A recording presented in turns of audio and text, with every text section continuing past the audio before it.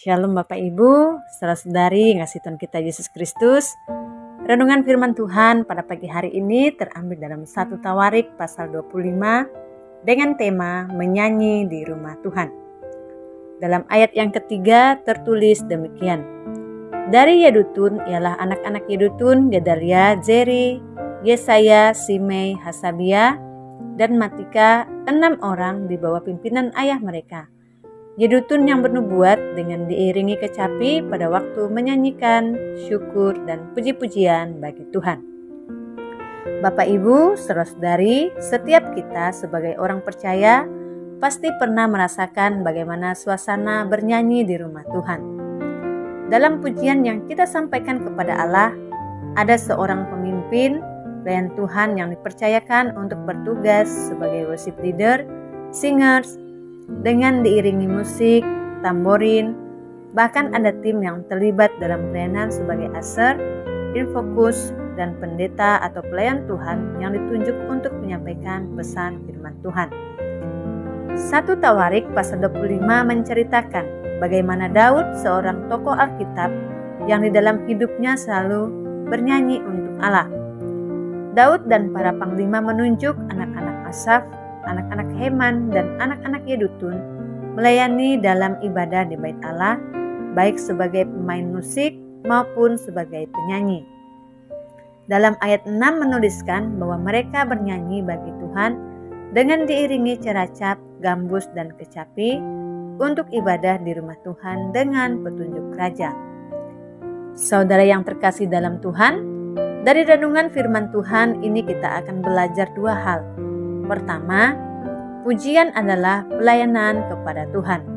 Dalam ayat yang ketiga, dalam ibadah yang sering kita lakukan setiap minggu di rumah Tuhan, setiap orang yang terlibat dalam pelayanan sudah dijadwalkan untuk melakukan tugasnya masing-masing sesuai talenta yang dimiliki.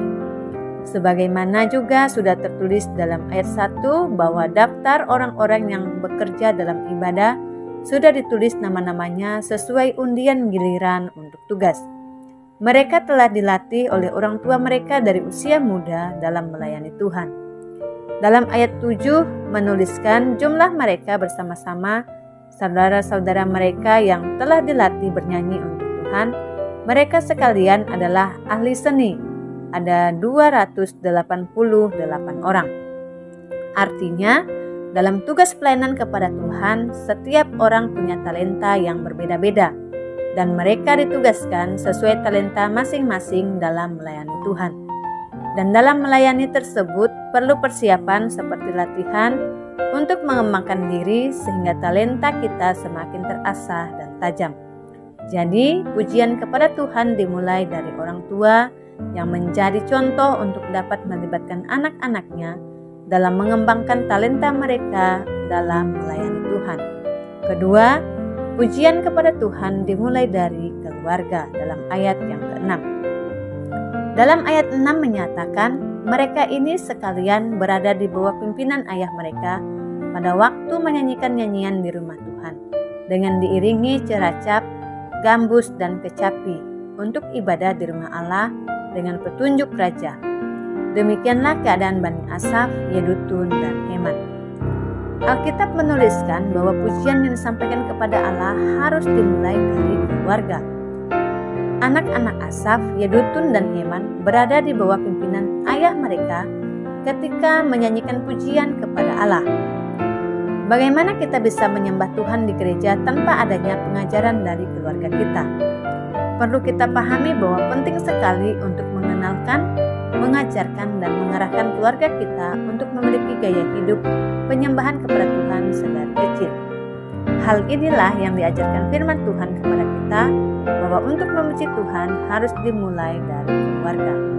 Saudara yang terkasih dalam Tuhan, firman Tuhan mengingatkan setiap kita sebagai orang percaya untuk melayani Tuhan harus mengajarkan melalui keluarga. Jika anak-anak memiliki talenta perlu dilatih untuk dikembangkan agar bisa digunakan untuk melayani Tuhan.